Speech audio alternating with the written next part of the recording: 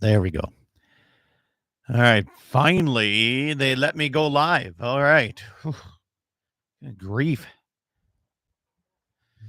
I don't know what's going on. I might have to go back and delete every single show I've ever done here on this platform because it's like stressing me out every time I want to go live. It like gives me the spinny wheel of death for like ever. Oh, that's fun. Got to get on a half hour early to make sure I'm on for the radio station so I can get going. I don't know about that. I don't know. Morning, Waylon. Good morning. Let's see here. Make sure I got all my poop in a group here. Oops.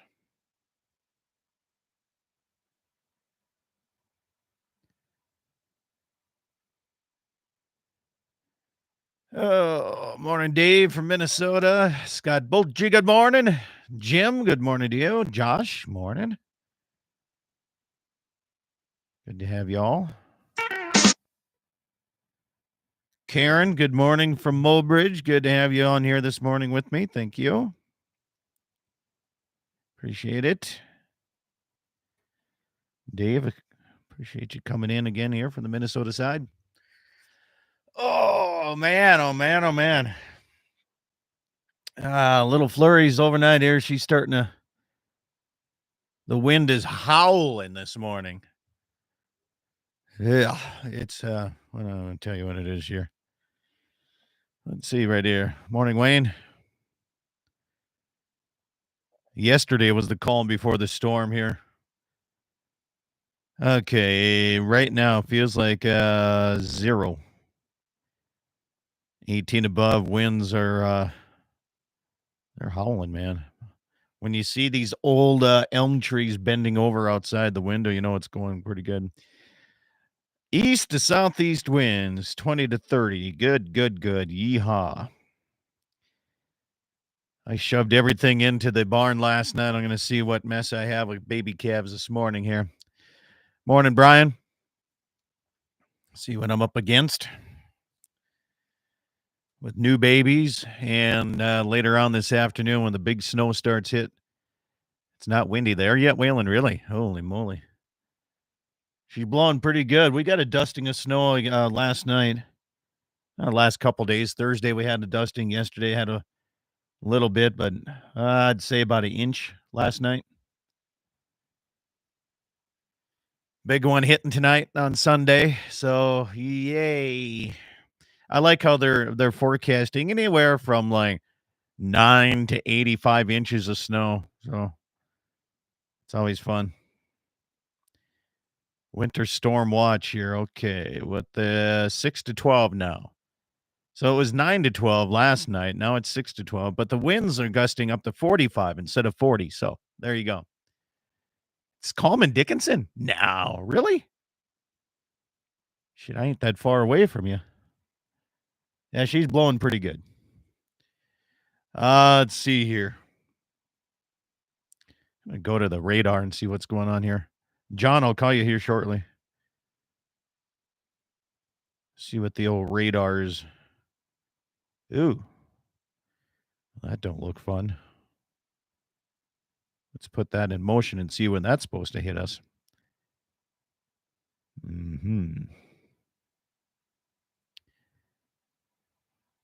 See, right about.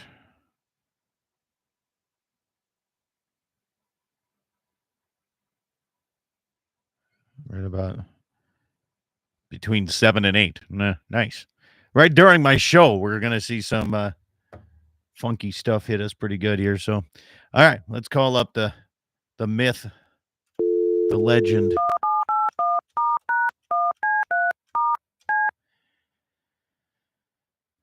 The most famous man in Bismarck. Cloudy, not too windy down in Miller. Oh, it's coming your way, Jim. I think you're on the path that it is here. Good morning. Morning, John. How you doing? Well, evidently, I'm the only one that has the wind and is picked up here to about 30 miles an hour. Nobody else says it's windy in their areas. Yeah, not windy here yet, but I'm sure No, I didn't touch a button in that, and he just hung up on me. Turn that shit down.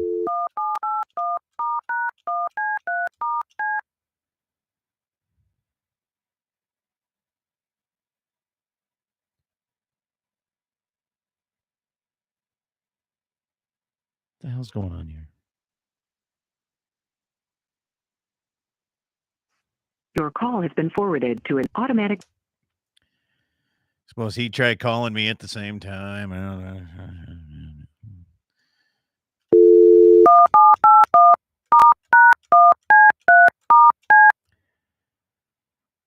Oh, there he's calling there.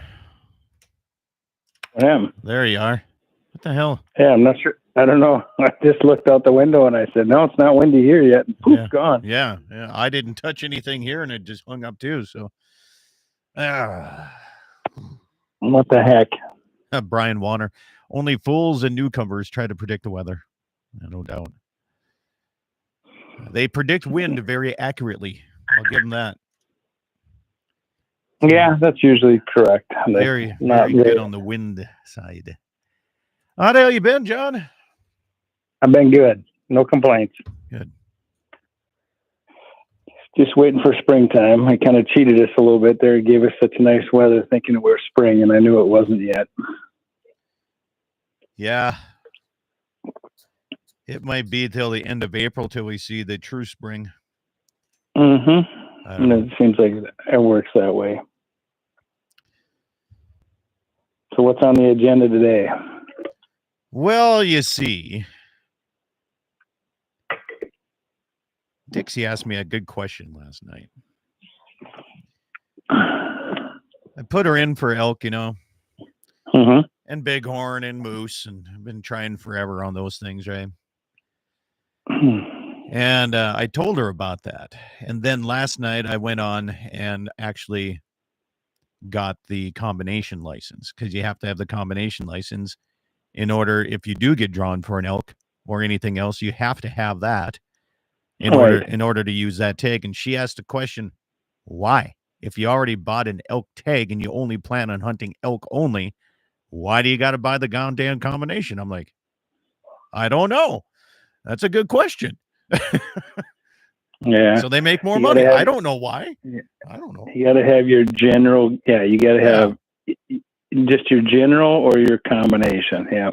So why don't they, if for those that just want to enter into the elk tag only, because they opened them up before they opened up, getting your other license, your yearly license, combination general game license. Why don't they allow that to be done all at one time?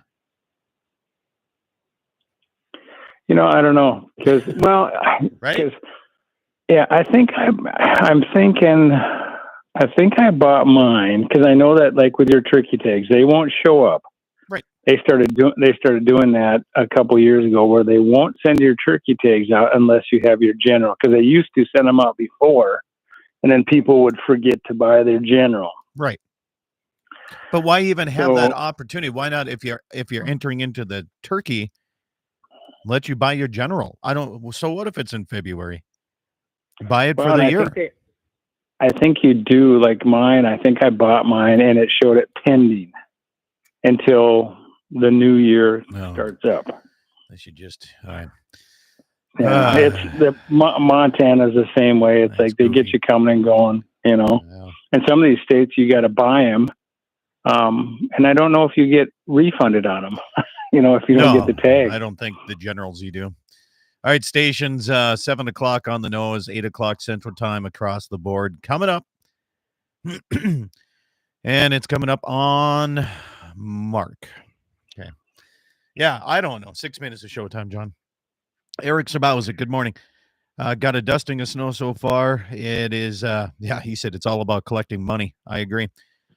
We got about 1 inch on Thursday and another inch last night here at the ranch is what we got so far. But the wind is blowing right now. Man, it's howling. So I am glad my wife talked me into putting up that hoop building barn. I pushed all the heifers that hadn't calved yet and those that just calved yesterday in pens, and threw them all in there in the loafing area, and I haven't been out there yet. My alarm that I set, you have an iPhone, don't you, John? Yeah. So you can set as many alarms as you want during calving season.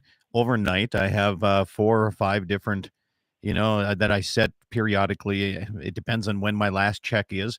I go in and every 2 hours, I set an alarm. Well, every damn one of them from midnight to now was on PM instead of AM. So I might have a goddamn mess out there. I might have a mess. I don't know here. I slept through it. So, gosh, I'd be a good rancher because I wake up like every 2 hours to pee, so I got to check cows anyway. I haven't hit that stage yet, but no, I'll see. So far, statistically, I should be fine because everything I haven't had to pull a single calf yet. That's awesome. Yeah. But what really worries me is my cow herd started 3-4 days ago, and they're hitting heavy, and now the storm's coming in, and they're pasture calvers. So I'm rolling bales down today into the bottom of the draws and cross my fingers, man.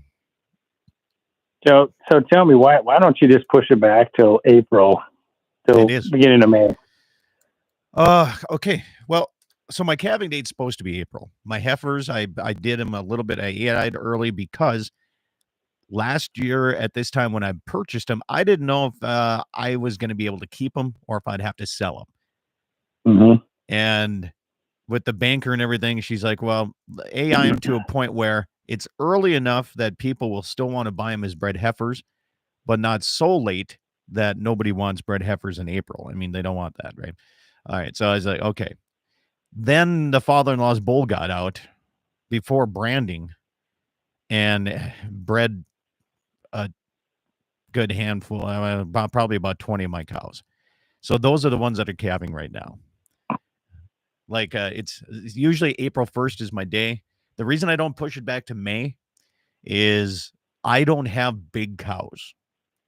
So I need that extra month of growth, and I sell straight off the cow. I don't keep anything. Mm-hmm. I don't have feed. I don't have corral systems to feed anything and background them. So I sell off the cow right away. So I try to have the 500 to 600 pound calf is what I'm trying to go for. Yeah. That's the reason. When do you sell yours? I sell end of October, first part of November, right in there. Depends on storms and what have you. Yeah.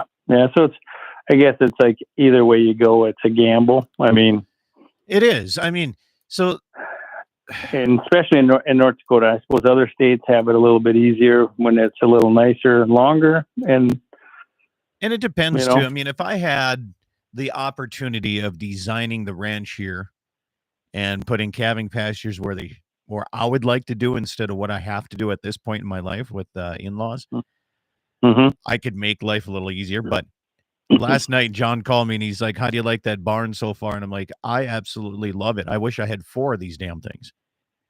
Right. And it would be different if I could have all my calving pastures really close by and I could just jump on the horse and bring everything in if I needed to, or, but we have great natural protection around here. There's no doubt. I mean, we have good protection. The problem is some of the areas where I'd like to feed, you can't physically get to. So I got to try to roll the bale down there and then go down and cut the net wrap off as best I can. And then hope for the best. So it's just all part of being the son-in-law, John. That's all it is. Yeah. Oh, the outlaws, they call me. The outlaw ranch.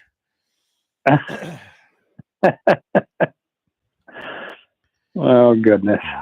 60 seconds to showtime. Station 60 seconds. Josh says, I'm putting my son Brody in for elk tag this year. He's 15. Decided a couple years ago that he wanted to start putting in at age 15. So we'll see how long it takes to draw a tag. You'll probably get drawn this year.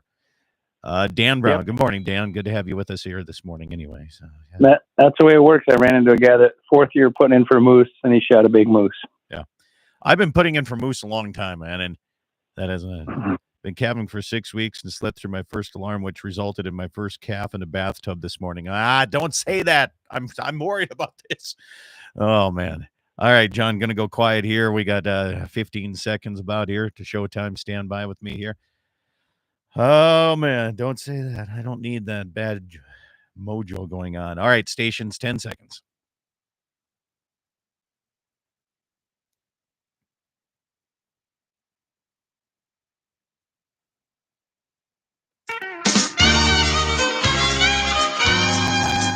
Good morning, everybody. Welcome to the Saturday edition of Dakota Prairie Outdoors, heard across the Dakota Territory on great radio stations like K-Fire 550, Bismarck, Mandan, KCJB, and Minot 910. We also have KLTC in Dickinson, KOLY Mobridge, and KGFX in Pierce, South Dakota. Good to cover both of the Dakotas here, as we like to call it, the Dakota Territory. John Arman from Ultimate Outdoor Adventures TV is my guest this morning. Morning, John. Are you ready for the big storm? Are you the snowmageddon or whatever they call it? Oh yeah, we went to the grocery store and we bought cases of water, all kinds of food, just in case. Yeah. All right, so I had a great time in my 20s fighting, right? And I did it on a semi-professional. I even had 3 professional fights, fighting in different forms, and I'm paying for it. Last fall, my horse head-butted me, and I found out that I have cracks in all my teeth, John. Ooh. Right, so I'm going to a dentist, and I'm like, it was really bad when that horse head-butted me. It's like everything opened up, right? So I got to get a lot of dental work and crowns on. Well, this past week, and if you're on YouTube watching here, all my front top teeth are brand new for me.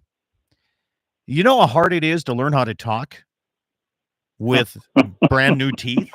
I had an auction on Thursday. I had to switch my entire chant up because I was a stumbling idiot for the first 20 minutes. And I was like, what is going on here? So the joys of getting, you got to get up to pee at night. I got to sit and learn how to talk again. So this is fun. I bet you look good, though. Nice and white. Hey, well, okay. So they had to adjust the color. It's all their thing. It's not bright white or nothing like that. But my wife said it's nice to finally look at my front teeth and see that they're not 3 different colors with a lot of fill-in and everything like that. So there you go. So yeah, you can't eat corn on the cob without teeth. I know that, but here's the thing: is these things are so darn expensive that I don't even know if I want to try to go. I'll cut the corn off the cob, I think, right now. So, all right. Well, yeah, you got to be careful. Oh man, yeah. And I live far enough away where the dentist works with me pretty well. He's like, you know what? We're gonna do as much work as you want to do because you live so far away. And so we did quite a bit. I'm sitting in the chair for 3 hours. So yeah. It wasn't a lot of fun. No, and I know your daughter's into the dental side of things, but I'll tell you this, they do a heck of a job and I appreciate what they do, but I'm not a big fan of sitting in that chair. No, it's like, to me, it's like being on an icy road. It's like my hands, my feet, I clench my body. Yes. I mean, it doesn't make a difference. I'm like, I'm grabbing that steering wheel so tight, and that's what I feel like in the dentist chair. And then I got to tell myself to relax. And as soon as I relax, 2 seconds later, I'm tensed up again. I found myself doing the same thing. You know, the hardest thing about getting my front teeth redone is I have to teach myself how to whistle again. And not like the regular blow through your lips. Yep. I do the really loud tongue on the bottom of the teeth, and like you can hear me a mile away whistle. And last night I tried to whistle for my dog to help move the heifers in, and it sounded like I was like 8 years old trying to learn again. It was terrible. Yeah. No gaps anymore, nothing like that. Yeah, it's like they fixed all the I don't have airflow anymore. Anyway.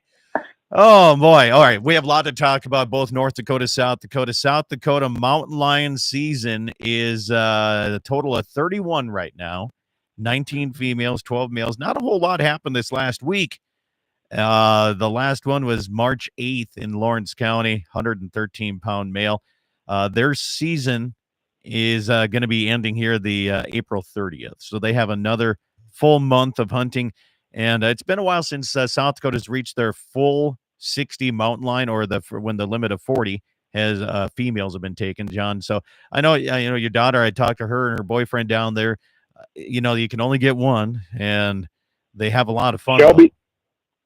Shelby's up to bat now. She is good. Yep, she's the one that gets to pull the trigger this time. So I said, well, you got to get out of the truck. You can't give her such a hard time, John. She can probably out hike you still, So. No, I don't think so. No, okay. She's too soft. She'll hike with her boyfriend, but not with Dad. Well, there's a reason there. Until I know. You wait until the I do's come, and then she's be like, no. Yeah. Yeah. So they're hoping for some. I think it was snowing there. She was hoping for some snow, and they're probably up right now, trying to cut some tracks. Yeah, I'm not sure what the hills had, but I know they're expecting to get some snow out of this too. Yeah, and they have there's a mountain lion banquet tonight because she was trying to get me to come down for that, and I said, with the weather, I don't think I'll probably be traveling. Man, I would love to do that. My goal. So I haven't cut tracks. I cut tracks in last October here at the ranch, and that was before you can hunt them with dogs. And I hiked and hiked and hiked and hiked and hiked, and I couldn't find them. I just kept following tracks and tracks. Finally, it just got dark on me here. But North Dakota side has closed up. Zone 1 mountain lion hunting is done. Now, the conditional season in Zone 1, which is basically the western edge of North Dakota, Zone 1 conditional season is going to be open for 2 mountain lions to be taken, and they're going to open it here on March 28th, and it closes March 31st. And you cannot use dogs. Yeah, see, I would be the one that would run into a mountain lion, and I'd have no freaking idea if the season is open or not open. Yeah, it is very difficult in North Dakota to know. With Zone 2, I mean, everything on the east side of Highway 85 is basically open through March 31st, no limits, no whatever. But Zone 1, which is the Badlands area, a little bit more confusing to know what you're taking and what you're not taking on that. So the ranch, we would be in Zone 2. Zone 2? Yeah. I believe so, okay. According to what I've seen on my maps here. But anyway, the conditional season is only 4 days long, so make sure you make the best of it, and you can't use dogs on that one. So there you go. Now, on it, I better check my time here. I'm talking fur bears here, John, and I love it. The state trapper has been in my place 30 days before I started calving here. I had such a bad time last year with predators. He's been out here, and he's been taking old coyotes, man. And I said this last week, Jamie Olson, talking about how old these coyotes are. And he says, you're getting to the point, Scott, where these dogs are getting so darn smart. Well, last night, I'm checking my cow herd, started calving, and I'm glassing, and there are, he puts his dead piles of coyotes, around the pastures or whatever that I don't have calves in. And I'm sitting there glassing. I saw this one dead pile, and there was 3 coyotes eating the other coyotes. Really? Yeah. So I shot 2 of those 3 last night, 686 yards, John. And this is going to lead into what we're going to be talking about in the next segment is scopes. Yes, I was going to ask you about that. Yeah, we're going to talk about scopes. Everybody has their own preference on things, and I found one that I like. And some people don't really care for the Christmas tree thing. And I was just watching a thing on social media this morning on the 7 mistaken things about scopes over the years. And one of them was the scope I'm using. They said, don't use those. Don't use those. Those are terrible scopes. And so we're going to get into that here in the next segment here a little bit. So stay with me, John, if you will. Get ready, because I know we're going to be, you and I both use different scopes. We'll have that coming up your way. More on the way. John Arman, Ultimate Outdoor Adventures, is with me today on Dakota Prairie Outdoors. We'll be back right here after these words from my sponsors.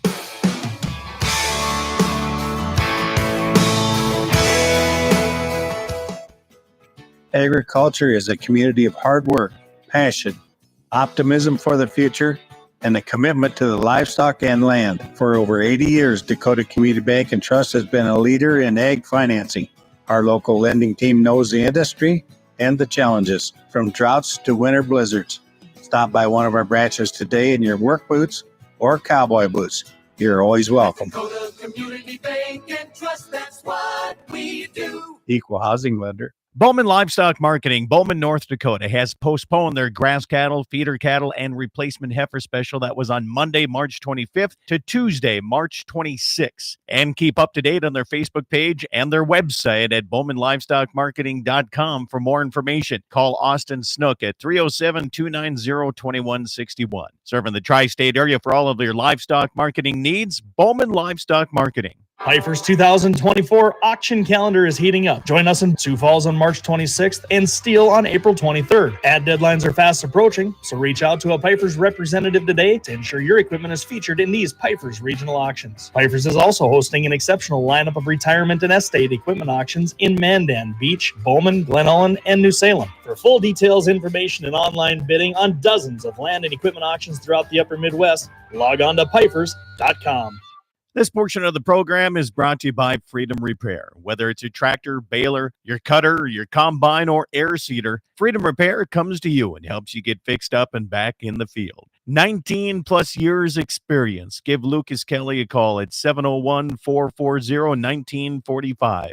That's 701-440-1945. Freedom Repair, veteran owned and operated. MoPro Guide Service, the best on Lake Oahe. Brent and his staff will give you the most enjoyable fishing experience, always having the latest in electronics, gear, and the most comfortable Lund boat on the water. Fish with somebody who lives in Mobridge, South Dakota, the heart of Lake Oahe. If you need a place to stay, the Mo-Rest Motel has newly updated rooms with free internet, a family-owned and operated business. Go to OaheWalleyes.com. That's OAHE Walleyes.com for the best fishing experience Lake Oahe has to offer. Rockin' 7W has all the panels you need. Freestanding panels, windbreak panels, feeder panels, and the original protester panel. If you don't know what that is, it's a sort panel that makes sorting calves from a cow a breeze. You can do it in a fraction of time with just one person on foot or horseback. You can custom order sizes to fit your current operation, or you can start from scratch. Rockin' 7W also does trailer repair on any size trailers, mobile welding, and custom cattle hauling. Call Justin at Rockin' 7W at 701-206-1030. That's 701-206-1030. Rockin' 7W, the farmer and rancher's go-to guy. Western Frontier Insurance, agents that understand you, your needs, and the community. Whether you're looking for coverage on your farm, ranch, home, or auto, you can trust that Western Frontier Insurance will find you a combination of price and coverage that works for you. No fancy jingles, no talking boxes or talking animals, just good neighbors helping to keep you covered with price in mind. Western Frontier Insurance. Offices in Hazen, Washburn, Wilton, Bowman, and Hettinger. For over 80 years, Dakota Community Bank and Trust has been a leader in ag financing because we understand the business of creating relationships is more than an interest rate. Agriculture is a foundation to the community, and we are here to help your operation expand, grow, and continue to the next generation. Talk to our ag lending team today. Community looking out for you.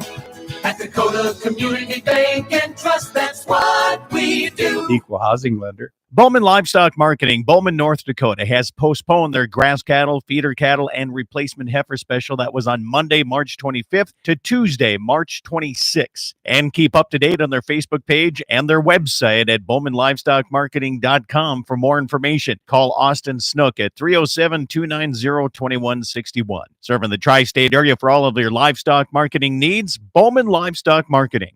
This portion of the program is brought to you by Freedom Repair. Whether it's a tractor, baler, your cutter, your combine, or air seeder, Freedom Repair comes to you and helps you get fixed up and back in the field. 19 plus years experience. Give Lucas Kelly a call at 701-440-1945. That's 701-440-1945. Freedom Repair, veteran owned and operated.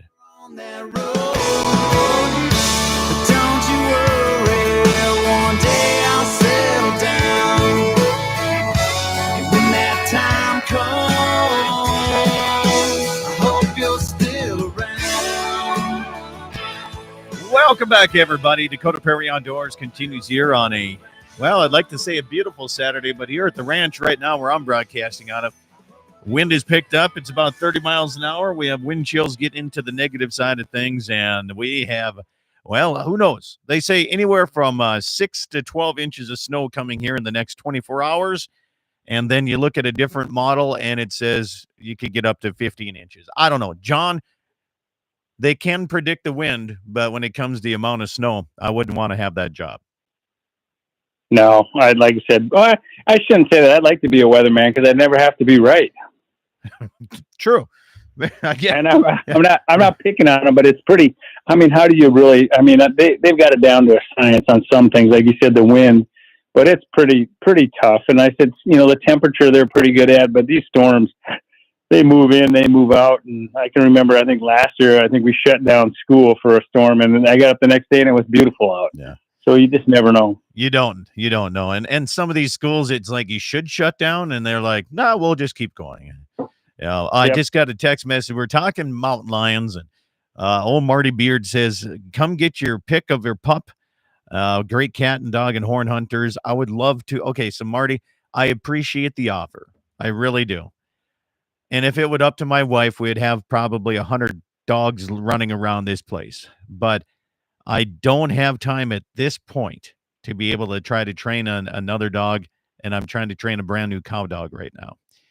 So what I would like to do is just call you up when I cut tracks and have you come down right away is what I'd like to do. That way we can get after it together, and you could show me a little bit about how to go about it instead of me trying to learn it on my own. So it'd be fun, though. Don't get me wrong. I'd love to have them. 701 Nation says, my dad's neighbor and his hunting partner went night calling a few weeks ago and killed 20 coyotes and 1 fox. Seems like it didn't make a dent in the population, and that is so true. The more you kill, the more move in. So, and South Dakota has the $10 tail bounty, coyote, skunks, all kinds of nest predators. The governor did this. I think she started that, 4 or 5 years ago or better. And it's a $10 bounty trying to get kids into more of the anything that is, again, goes in and takes the nest eggs out of there. So kind of a neat thing that South Dakota does once in a while there, John. Yeah. I'm going to ask you, what's your personal opinion on Governor Noem? I think overall she's doing pretty darn good. There's some silly things that are done once in a while, especially with the pipeline and the private landowner stuff. That one really cut into me a little bit. It's a tough one. Are you going to find somebody that you agree with 100%? I don't think so. Right? I mean, there's got to be concessions, I think, on both sides, but that one kind of cut a little bit deep. I don't know. We'll see how that goes and continues on, but the private landowner stuff, I hold pretty dear to my heart, Right. And I haven't followed it a lot, but I listen, and I know that she's gotten kind of poor marks on that. But one thing I like about her, she seems like she's not afraid to stand up to anybody. And a lot of the stuff that they're doing, I think that I would like to see North Dakota do and stand up a little bit more. That pipeline thing, I'm not sure about, because I don't know enough about it as far as what's going on down there. I just know that I got a letter in the mail, or someone sent it to me, and that pipeline is the secondary route is right. When I say right, I'm talking like I could spit on it from my front door of my house. How excited are you about that? Well, again, it's one of those deals that if I felt like it, I'm not worried about it. I don't know enough about it again. So if you can help me out on this, I don't know how dangerous it is.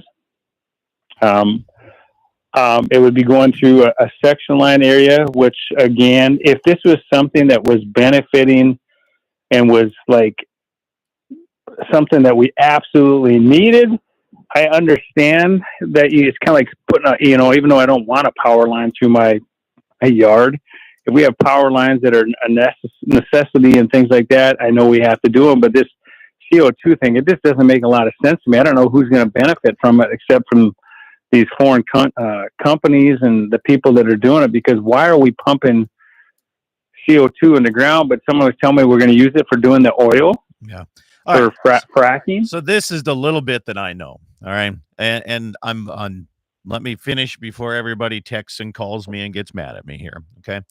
So we've been doing CO2 pumping in the south of Bowman and Marmouth area in the 90s. Okay.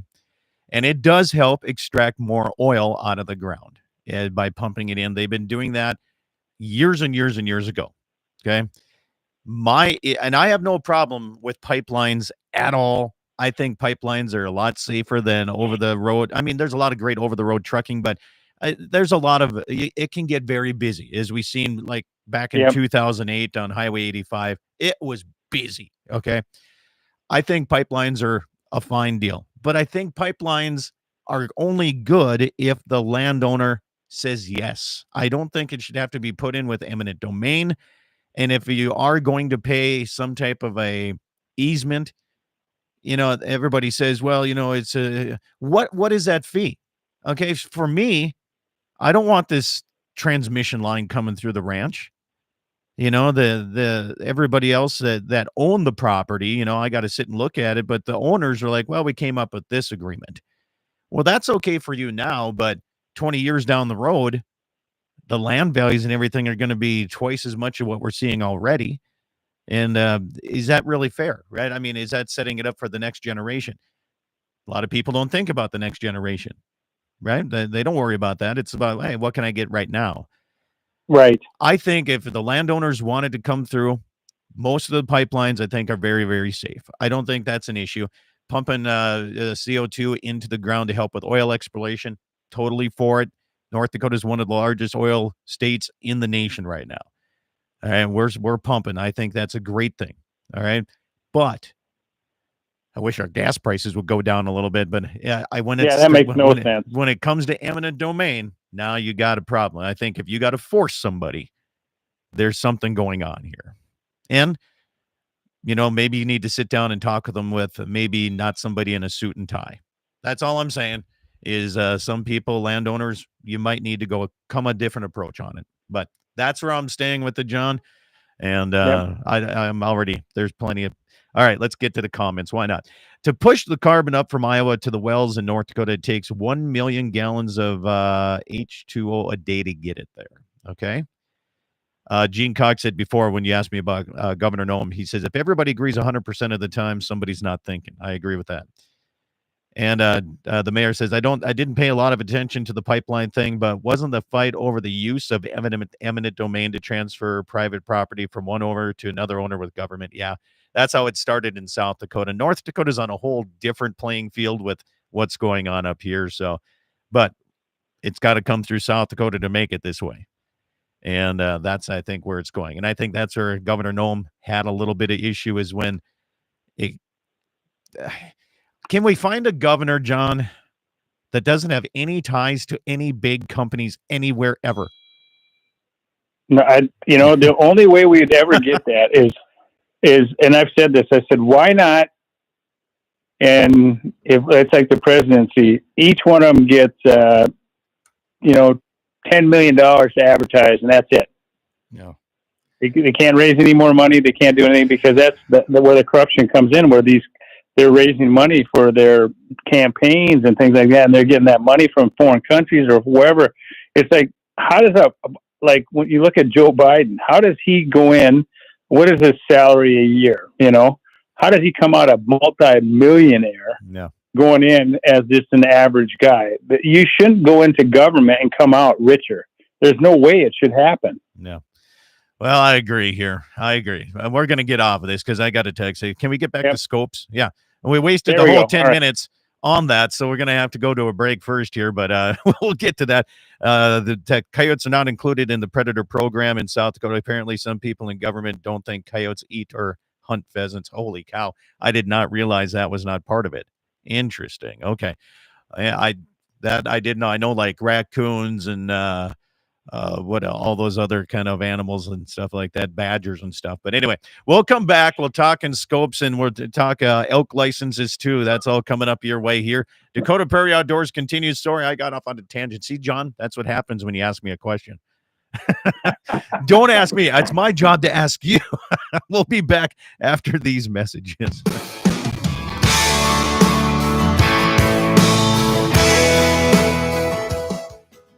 Agriculture is a community of hard work, passion, optimism for the future, and a commitment to the livestock and land. For over 80 years, Dakota Community Bank and Trust has been a leader in ag financing.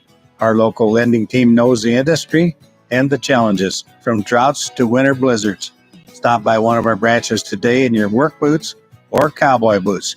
You're always welcome. Dakota Community Bank and Trust, that's what we do. Equal housing lender. Bowman Livestock Marketing, Bowman, North Dakota, has postponed their grass cattle, feeder cattle, and replacement heifer special that was on Monday, March 25th to Tuesday, March 26th. And keep up to date on their Facebook page and their website at bowmanlivestockmarketing.com for more information. Call Austin Snook at 307-290-2161. Serving the tri-state area for all of your livestock marketing needs, Bowman Livestock Marketing. Piper's 2024 auction calendar is heating up. Join us in Sioux Falls on March 26th and Steele on April 23rd. Ad deadlines are fast approaching, so reach out to a Piper's representative today to ensure your equipment is featured in these Piper's regional auctions. Piper's is also hosting an exceptional lineup of retirement and estate equipment auctions in Mandan, Beach, Bowman, Glen Ellen, and New Salem. For full details, information, and online bidding on dozens of land and equipment auctions throughout the upper Midwest, log on to pipers.com.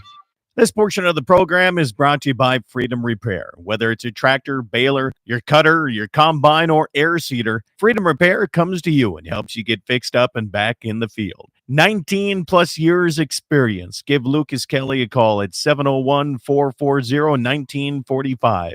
That's 701-440-1945. Freedom Repair, veteran owned and operated. MoPro Guide Service, the best on Lake Oahe. Brent and his staff will give you the most enjoyable fishing experience, always having the latest in electronics, gear, and the most comfortable Lund boat on the water. Fish with somebody who lives in Mobridge, South Dakota, the heart of Lake Oahe. If you need a place to stay, the Mo Rest Motel has newly updated rooms with free internet, a family-owned and operated business. Go to OaheWalleyes.com. That's OAHE Walleyes.com for the best fishing experience Lake Oahe has to offer. Rockin' 7W has all the panels you need. Freestanding panels, windbreak panels, feeder panels, and the original protester panel. If you don't know what that is, it's a sort panel that makes sorting calves from a cow a breeze. You can do it in a fraction of time with just one person on foot or horseback. You can custom order sizes to fit your current operation, or you can start from scratch. Rockin' 7W also does trailer repair on any size trailers, mobile welding, and custom cattle hauling. Call Justin at Rockin' 7W at 701-206-1030. That's 701-206-1030. Rockin' 7W, the farmer and rancher's go-to guy. Western Frontier Insurance, agents that understand you, your needs, and the community. Whether you're looking for coverage on your farm, ranch, home, or auto, you can trust that Western Frontier Insurance will find you a combination of price and coverage that works for you. No fancy jingles, no talking boxes or talking animals, just good neighbors helping to keep you covered with price in mind. Western Frontier Insurance. Offices in Hazen, Washburn, Wilton, Bowman, and Hettinger. For over 80 years, Dakota Community Bank and Trust has been a leader in ag financing because we understand the business of creating relationships is more than an interest rate. Agriculture is a foundation to the community, and we are here to help your operation expand, grow, and continue to the next generation. Talk to our ag lending team today. Community looking out for you.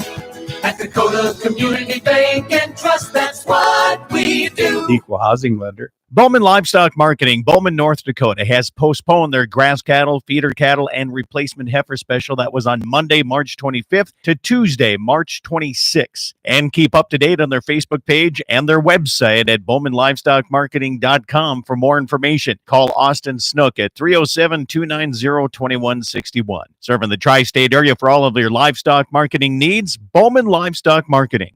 This portion of the program is brought to you by Freedom Repair. Whether it's a tractor, baler, your cutter, your combine, or air seeder, Freedom Repair comes to you and helps you get fixed up and back in the field. 19 plus years experience. Give Lucas Kelly a call at 701-440-1945.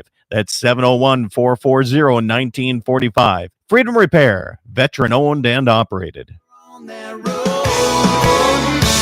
don't you worry, one day I'll settle down. And when that time comes, I hope you're still around. Welcome back, everybody. Dakota Prairie Outdoors, outdoor radio all around the world. You know, if you watch me on the YouTube side, thank you so much. Appreciate that. Make sure to have your friends subscribe too. I'd like to do some more of this stuff on the road, but you have to have so many subscribers before you can do that mobile type of thing. John Arman with Ultimate Outdoor Adventures TV is my guest here. John, let's talk scopes. You and I were discussing a little bit about thermal. We'll get into thermal in a little bit. But on regular scopes, okay, I was watching this segment on YouTube this morning, and they were discussing some of the myths that don't hold up. And the first person was a military sniper, and he trained snipers. And he said, when you have, they were talking about the Christmas tree in your optics of your scope. Yeah, the reticle. Yeah, they have that little Christmas tree, and that's what my burst eliminator scope has. That a lot of the Vortex, what was that? The HDLR, whatever. I think that's the version I had years ago. That had it in there. I mean, basically, what it's meant, if people don't know what Christmas tree means, is you can basically look in your scope. Instead of dialing, you can lift up and move over for windage and elevation. And you should be able to dial those in, and then he said, don't use those. He said, that's terrible, because if you're aiming downhill and you got the wrong sunlight hitting it, it's going to refract off the glass, and it's going to give you a different reading inside that Christmas tree than it will this way on flats, or if you're aiming uphill. And I'm sitting there thinking, yesterday I shot that coyote at 286, and it was a downhill shot with the sun in my eyes. And I hit that button on my burst eliminator. It gave me a dot. I put the dot on it, shot, and I killed it. So I've been having good luck with it. And this guy's idea was, he said, just stick with dialing it in.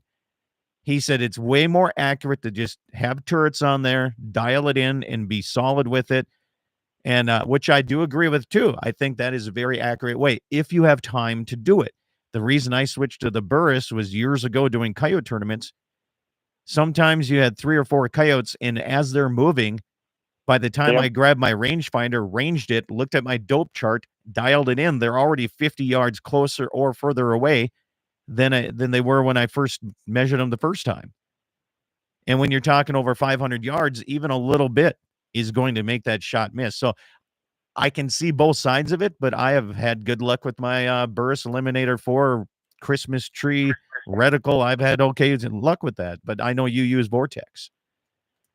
Yeah, and the one that I use has a Christmas tree in it, and I like a cleaner reticle. It was one of those deals that I'm just not that guy that knows a ton about everything. I mean, I go with what works, and I do like just dialing. I'm a deer hunter, so if I dial my turret, it's pretty simple and it's dead on. And I still just use the crosshairs, the main crosshairs. Right. I've never had to use the Christmas tree. And the scope that I have on the 6.5 Creedmoor of Shelby's has got just a plain, clean reticle, and I like that. When we shot Nikon, they had the BDC reticle, and that one is, they're good, but they're not perfect. Yeah. You can adjust, 300 yards, but if it's, 350 yards, well, then you're guessing. And like you said, when an animal's coming in and they're moving the Christmas tree, that could be good. I just don't shoot enough at animals moving that fast that I would use that. So I think it's a preference of everybody's scopes are like. And everybody's got a preference, and it's different with what distance you're shooting. So if you're close range, I can see a very clean, simple reticle, because the animal's probably not going to be standing still like it is at 1,000 yards, right? Right. You're not spooking an animal at, like that coyote. I mean, it was eating another dead coyote at 680 some yards, whatever.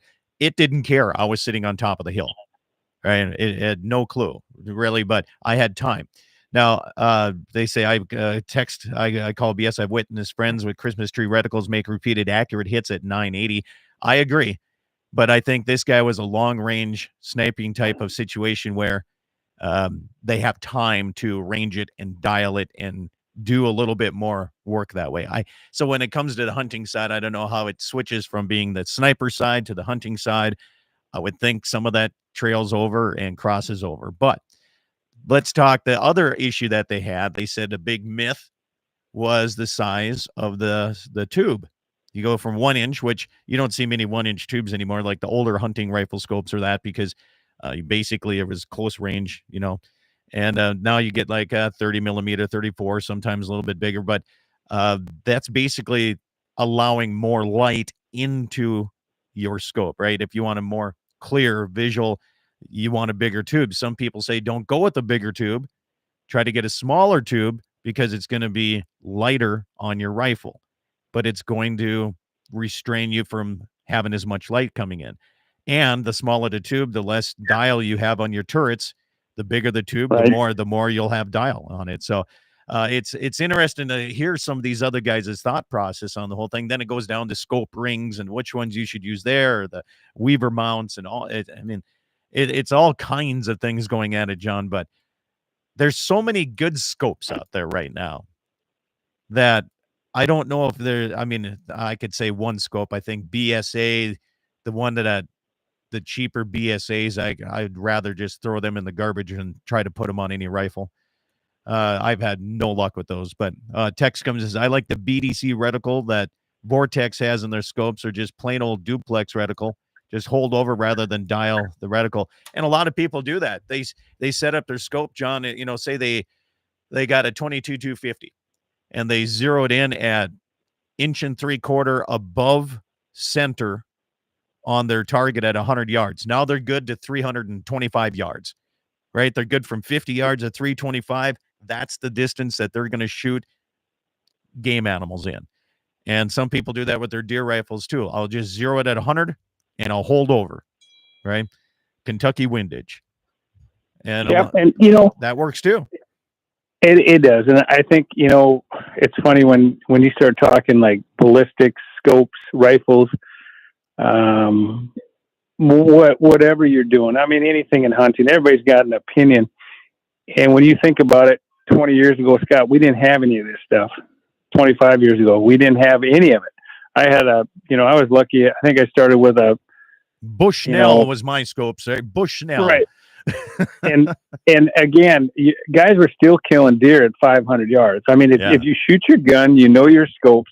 The biggest thing to me for a scope is just being clean and clear and holding up. So if you do drop it or bump it, you're not going to lose your zero, that type of thing. And once you get used to it, again, you can do anything you want with it as long as you know it. And I think guys get caught up and say, you got to have this, you got to have that. And it's like, you really don't need any of it. You can just go plain Jane. And if you practice, you're going to be good at it. And it depends on what distance you want to shoot.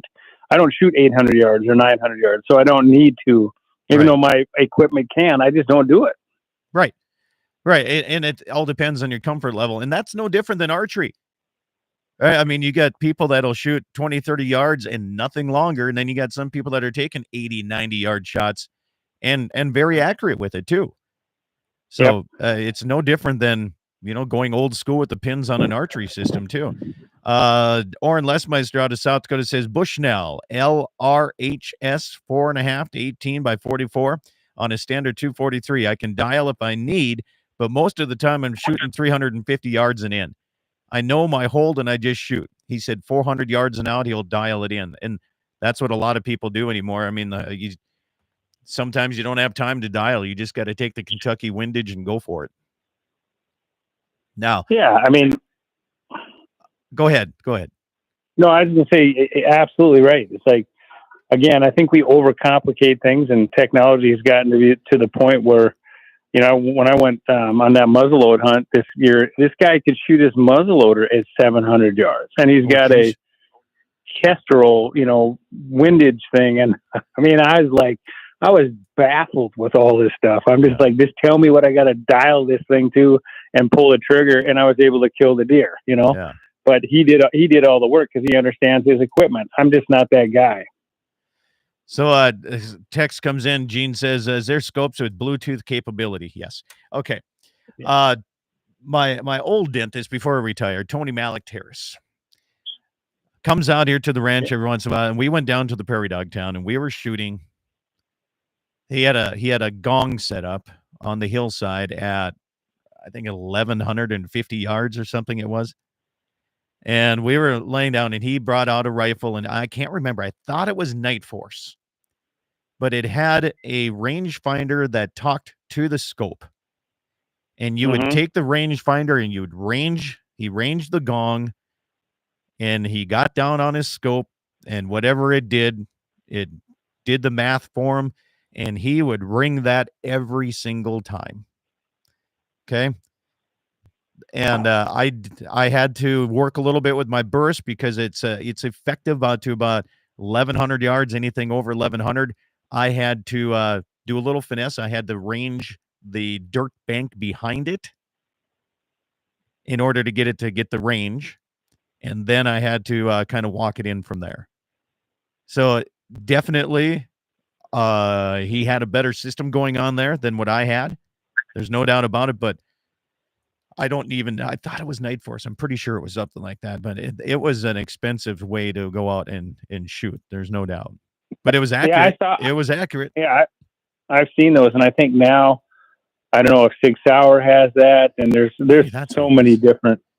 I can't remember what it was. I can't, but it was something like that. Now you want to talk about Bluetooth. We'll get into thermal imaging here. Eric says, practice is the key. I lost a bet one time with a Vietnam vet friend of mine on shooting a Tylenol out of the air with a 22 long rifle.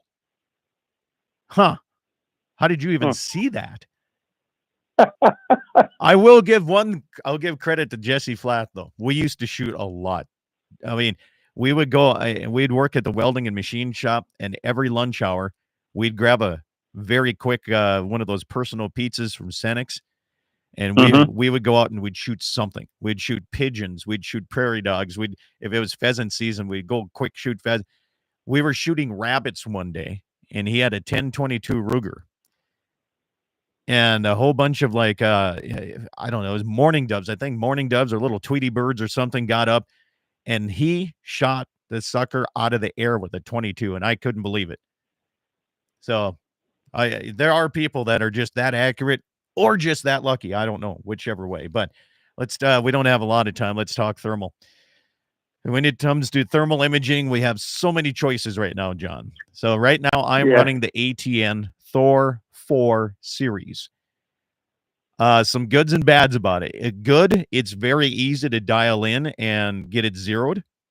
I feel the display is very clear and accurate. You can tell what animals are what. It's very, very well lit. The buttons are easy. The things I've had problems with mine is the screen freezes.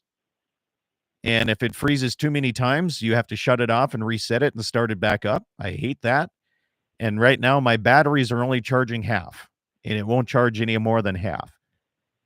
Now, I've looked into Pulsar. I was a, pro staff of Pulsar for a few years. And granted, they're a very popular company. I think their stuff is very good. But don't be a pro staff or anybody because you'll never get equipment. Because it's always you're last on the list. You're last on the damn list on the whole works, and it's expensive. There's no doubt they are expensive. Now there's a new company out of Texas called Bearing Optics. They were at the stock show in Rapid City, and I'll tell you what, I was very impressed with these scopes. After running a few different ones and seeing this, Bearing Optics, they're a company out of Texas. I'm trying to get them on the radio program to talk to them a little bit, but I think that might be I have a neighbor that has one, and we're going to, after this storm is done here, we're going to go out and we're going to set up, we're going to do some coyote hunting, and I'm going to compare it and put it through the test. So those are my three. I know you're looking at a Pulsar. Oh, and Riley Schaefer says iRay USA also is another company. I've not heard of that one yet. Yeah, there's AGM. There's a lot of them. And like you said, I've looked at it. I saw a couple kids, when I say kids, they're not even 30 years old, and they were shooting. And I said, what scopes you got? Between the two of them, it was about 18 grand worth of scope. Yeah. I was like, holy expensive. Cow. Thermal's expensive. There's no doubt. No doubt about it. But, and not only that, but right now you can't use thermal in North Dakota anyway because it's after March 15th. You're kidding me. I am not, John. They picked that date because that is the date that you have to pull your ice houses off the water. So as a rancher during calving season, I can't use a thermal? Okay. Let's get into this whole gray area. All right. The best answer I can give you is I don't know. So I have the Sentry code was sent to me, and it says if you're having issues when calving, you can use any means possible. Okay. So Riley says, yes, you can. You can on private land with permission. Neighbor asked the game warden, so he already says, yes, you can on your own private land. Okay. I'm looking at this Sentry code saying if it says any means possible, then why can't I hire a helicopter to come help me? Isn't that a means? Right? Well, you got to hire the state guy, don't you? But the state guys can't fly over this rough country and be effective. I need a helicopter. Right, yeah, that makes sense. And that's the problem that we had last year is finally he looked at me and said, Scott, we can't do anything with the airplane. He said, it's too rough a country. And I'm like, I get that. I do. I really do get that. But we should implement something, and that's mostly through the USDA funding anyway. But anyway, so according to Riley, he says, yes, you can. And what is it? I think now they came up with something you can help during calving season. Like John, if you wanted to come help me, we just have to get you signed up there's a term for it is like somebody that I don't know, whatever the term is to help me. And then you'd submit that to the Game and Fish and they'd let you do that here. South Dakota, you don't have to worry about this. Ranchers in South Dakota, just cross your fingers. You never have to worry about any of this paperwork, Let me ask you this. There is no season on coyotes, is there? Nope. Year round. Okay. So why in the hell can't you shoot them with a thermal year round? What sense does that make? Is there something come out in March that's like, looks just like a coyote? No, you might shoot. The thing that was explained to us is that they needed a day, and that was a day that they just picked. But it's confusing. Why do they need a day? Yeah, well, I don't know, John. I don't know why you can't. I mean, during deer season, rifle season, okay, I understand that. You don't want people using thermals and going out and night hunting coyotes. I'm okay with that 16 days of not using it. But when I'm calving all the way through April and everything, why we had to go through the legislature to get one provision passed, it was beyond me why March 15th was. But that's a question you're going to have to ask the higher ups there. So it doesn't make sense to me, but we have to deal with it. I think I might ask that question. I just out of curiosity. I don't see the downfall of using it. No, I don't know why you can't use it April, May, June, July. I don't get it, because coyotes, I hunt them year round, and that would be kind of handy. So, but anyway, we're up to our last 60 seconds here before we get going into the after show here on YouTube, and it's going to be a shorter one because I got to go check heifers. But coming up, did you get in the big three? Or you already had it, elk tag. Did you get in the big two, the bighorn and the moose? Not yet. I need to do that. I saw it, so I need to get in, and hopefully it's not just a donation and I get drawn for something. Yeah, so if you're a North Dakota resident, you can get in on those. Applications are open right now. Plus, you need April 1st is when you need your new general game or combination license too. So you need to get that if you're a North Dakota resident. 15% of the mule deer tags for non-residents. And it looks like they bumped up the tags a little bit this year for non-residents. Yeah, and again, I think they go by the last year's season. Is that how they go? A year before? I believe so. Yeah, so I don't know how that's going to go, because I know that there's been, a big squabble. Oh, yeah. About non-residents, so we'll see. They increased the elk tags. They increased that, but I think 75 tags or so like that. So yeah, so get in there. Have luck. Good luck to you. And if people want to catch your TV program, where do they find it? Well, right now we're just at the tail end of everything we're till the end of March on KFYR, NBC, MeTV, but I'm starting to upload and get them all on YouTube, and then you can go to, if you have Roku TV, on KOTV channel, and we have them there. Oh, you almost hit the out, John. You almost nailed it. Stations, thank you so much. Appreciate it. We're going to give them a little bit here to go on their own programming here. So, yeah. No, appreciate you coming on again here. Short notice. This calving is just whooping me. Yeah, this time of year I got honestly nothing going on, Scott. I'm just working on videos for sponsors and thinking about next year and sponsorships and that kind of thing. And I just did my taxes, so hopefully I don't die on those this year again. Oh, yeah, I got to get mine entered in here today. Wayne says the non-resident deer tags were lowered. There's just the elk tags, resident tags. They upped. Okay, that's where I misread something. I know something was raised. Waylon Turner says, hopefully they drop tag numbers to 3F2. Well, you guys have so much CWD down there. I mean, come on. You guys gonna all the deer are dying. You know what? Come on. There's, I wonder if some of that, they kind of backed off on some of that stuff. I don't think they took any other units out with CWD, so I don't know if what happened kind of put, helped out a little bit. I don't know, and I just know that I talked to Wayne, and he gave me some nice insight just on their, how the meeting's been going about that non-resident stuff. And, I told him, I said, my biggest complaint on that, and I really believe that they need to have, when North Dakota is 90% private land, they need to have more landowners on that.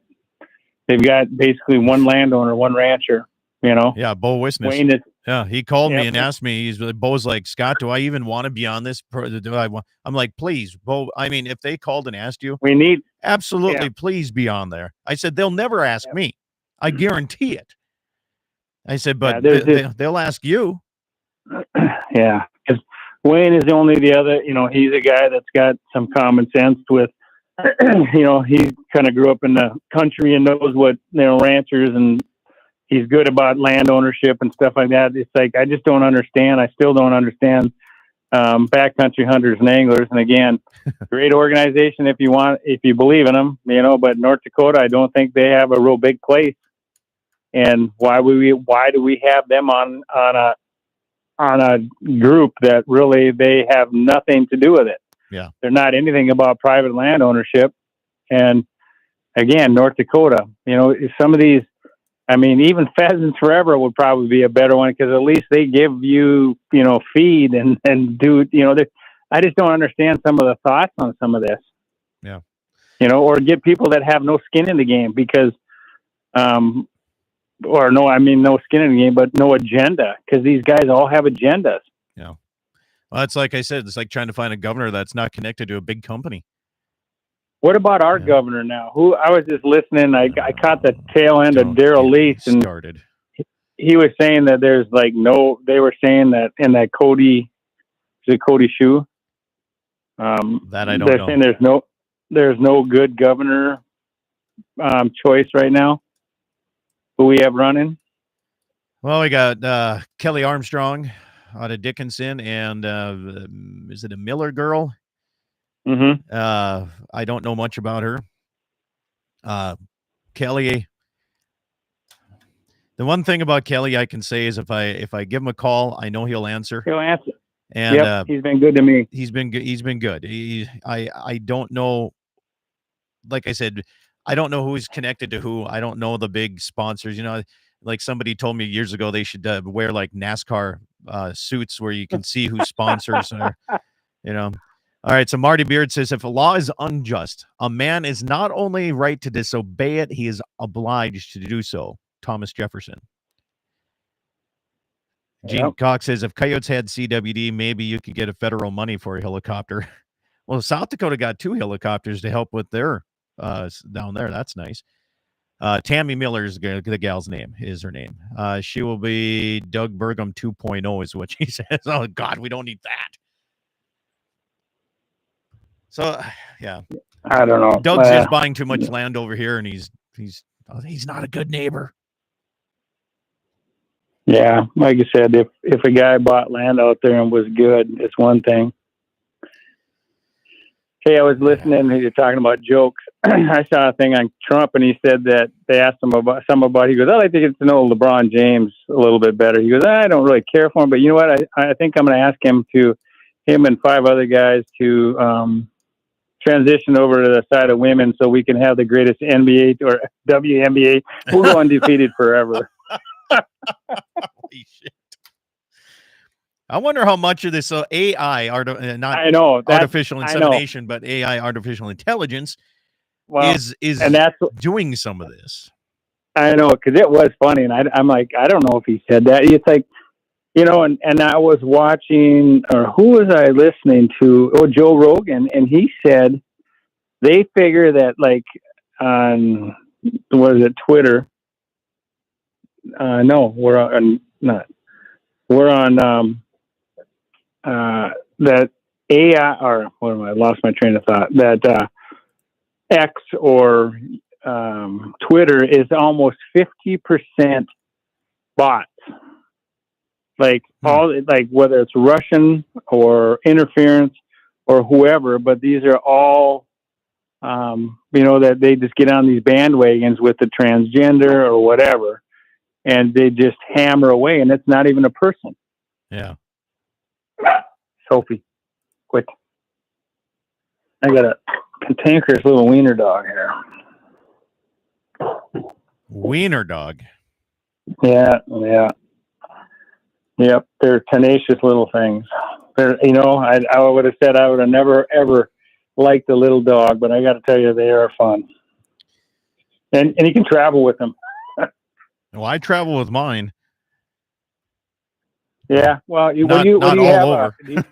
You got a blue heeler, or what do you have? I have Aussie? I have my new one's just border collie. My old cow dog is border collie blue heeler mix, and a boxer. My wife loves her boxer. Yep, I know. I remember that. I won't say anything about boxers. They're comical. They look like they've been in a boxing match. That's probably how they got their name. They're tough. They were born and they were bred to fight wolverines and bears. I know. Isn't it amazing how? But now, all these. Look at mine laying on the couch right now. You'd be like, "That's no fighter." I know. It's like the wiener dogs. They were bred to go down the hole. Yeah. So I'm looking at this IRA USA or IRA, whatever. I think it's pronounced IRA. Mm-hmm. I have not heard of them. I'm going to have to give them a contact here and see what they all got going on here. What about, one thing I would like is it'd be nice. I know, it's nuts. I'll spend $3,000, but I'm not spending $9 or $10. I don't shoot enough coyotes. And if a coyote was worth $100, you still wouldn't shoot enough coyotes. Yeah, that's a lot of money. Yikes! But if you get a hold of someone that you're going to try something, let me know, because like I said, maybe we can. I would try the same thing. I'm gonna give both of these companies, both Behringer or Behring USA or Behring Optics and IRA USA, a call, and I'd like to talk with them a little bit. I don't doubt the $18,000 is probably a really good scope. There's no doubt about it. Yeah, but it's like, holy cow. Yeah, and they got monocular 35 millimeter one is 3,300. Yeah. What about, does anybody make a good clip on so a guy wouldn't have to run, or where you can run? It's like, I'd hate to have to take it off my 223 and then put a regular scope back on for. Okay. So, yeah, they do. There are some companies that you can put something on the front of your reticle and clamp it on. I don't think they're very good quality yet, John. Yeah, that's what I was thinking. I know Pulsar makes some of those.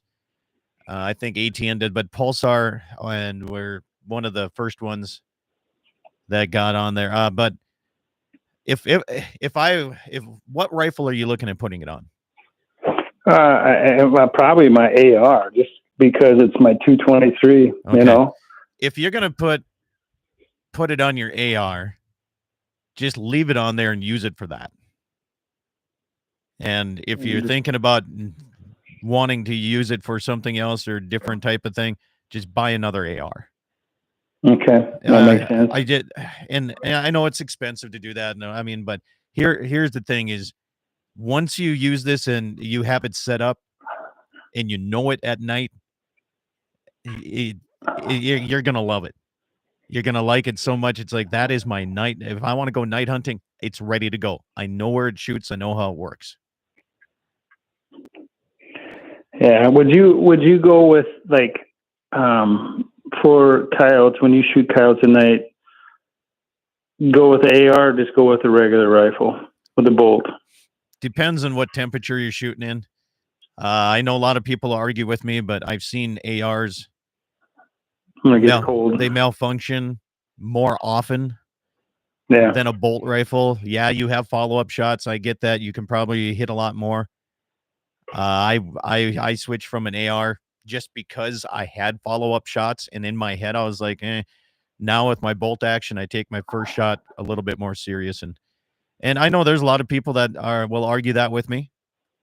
Whatever you're comfortable with. I know some of these military guys, they love their AR because they go home and they clean it 6 times a night. I jump clean it. What do you mean clean it? I jump out of the pickup and I keep it in the pickup, and if it's not ready to go, so I'm hunting and I'm in different areas. Everything I do out here is dusty, dirty.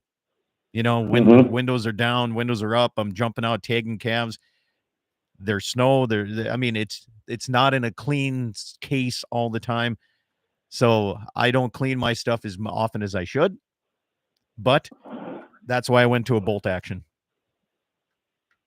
Yeah, that makes sense. On your AR, do you run one of those, because you run a suppressor, do you have to use one of those, what is it called, like, because of the gas reduction to get your action to work? I don't use a suppressor on my AR because just the blowback, and it just makes everything so filthy.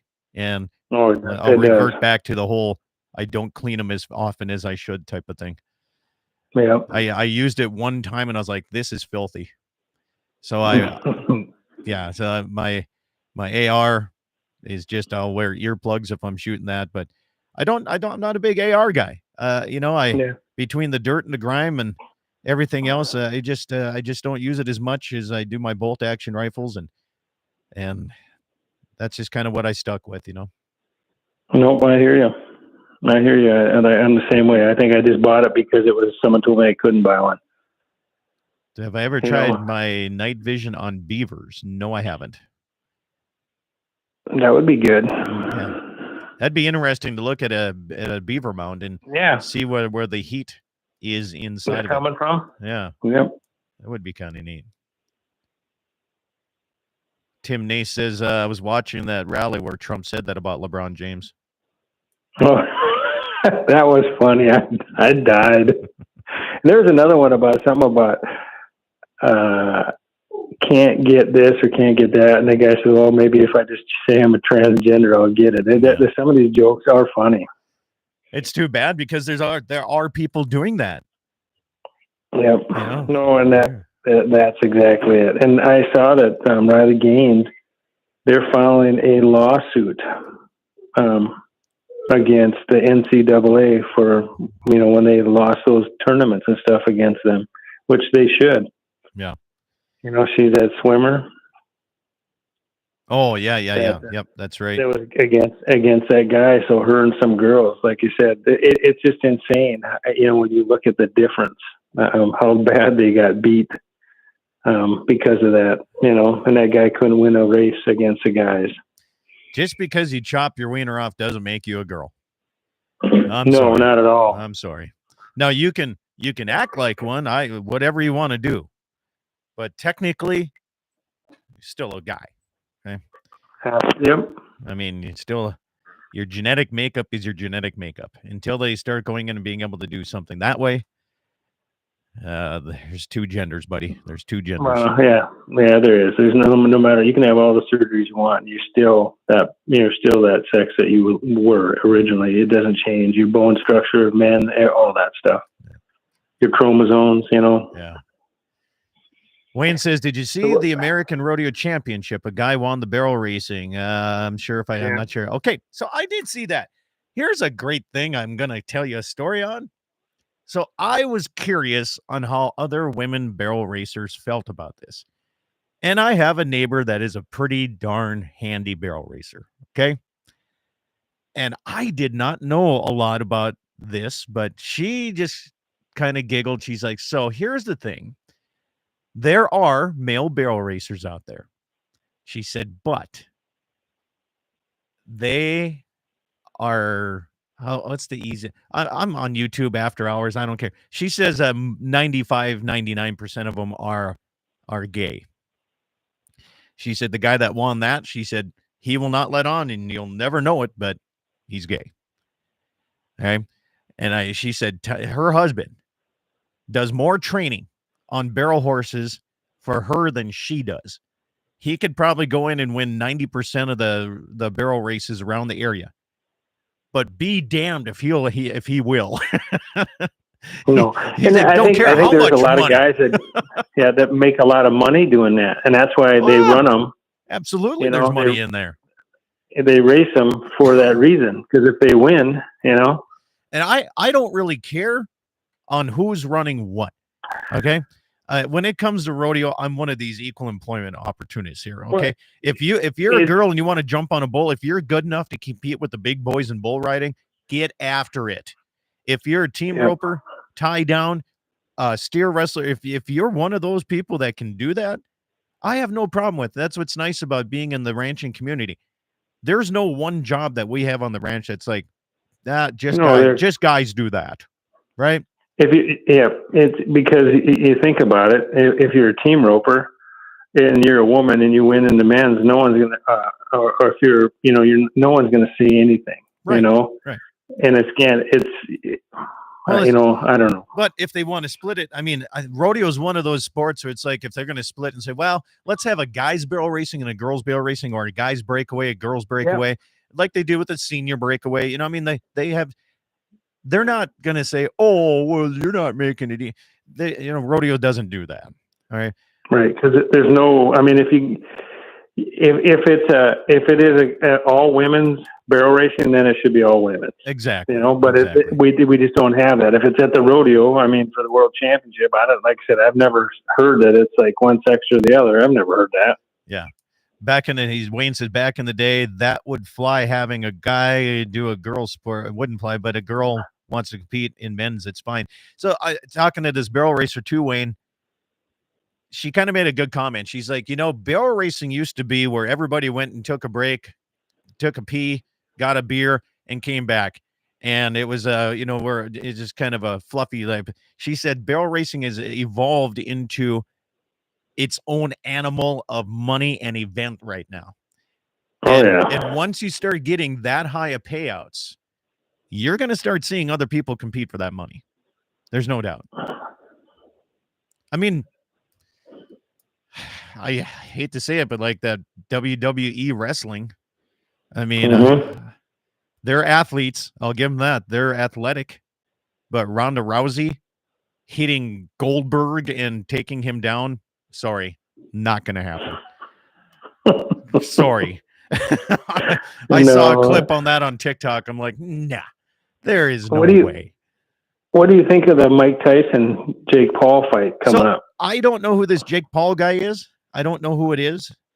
I am in the 90s. I was a Tyson fan. This dude is a fighter. Okay, I had this conversation. Have you watched him? Yeah, have you watched him warm up now? I mean, the guy's still a freaking animal, man. And so Mike Tyson, I won so much money back in the days, in the bars when they had pay-per-view, and they're like, I would always do the first round knockout bet, and everybody took my bet, and I won that more times than not. Right. And the guy is an animal. He's a hard hitter and he's smart. And he has not been hit in the head as much as some other people have. So he still has a pretty good common sense into him, Yeah, he's scary. He's just he's an animal. He went through his goofy part, so did Britney Spears, but they're still back at it, man. They're still making more money. Jake Paul is a YouTube sensation. Okay, I think he was a singer as a kid or something like that on the Disney or one of those things, but he's a fighter now, so I don't know how good he is, or I don't follow a lot of that stuff. No. I think this started out to be like a celebrity thing, and it has kind of amped itself up to be a real fight. One heavy hand from Tyson and Jake Paul will be eating through a straw. I'm telling you. So then I hear these goofy things. I don't know who this Jake guy is, but he's allowed to, with his brother, to tag in and out and wear headgear, and Tyson's not. Is that? I didn't hear that, but okay. He better have a football helmet on. No, even I'll tell you what. So Mike Tyson, one of the things that he has done, I feel, is being an overall boxer is Tyson can hit to the body so hard, and he follows it up going high. But he isn't just a headhunter guy. I mean, he will brutally damage your ribs to the point where your arms are just going to drop and leave you wide open. I mean, the guy is so good working the body. And he's in phenomenal shape right now. And unless they're speeding up that clips, that guy's still faster than hell. Oh, he's good. Yeah, he's good. Be fun to train with him for a week. It'd be nice. But hey, John, I got to go check my heifers. All right, man. Well, good luck with that, buddy. And All thanks right. for having me on the show again. You bet. Thank you. Appreciate your time. All right, buddy. Bye-bye. Right. See you. Bye. YouTube, wish I could go longer, but duty calls. I got to go see. Maybe I'll try to do a clip and do a short on YouTube that Jamie Breck taught me how to do, and I haven't done one since the first time. So I'll see what I have out in the calving barn. We'll let you guys know. Have a good weekend. Prepare for the storm.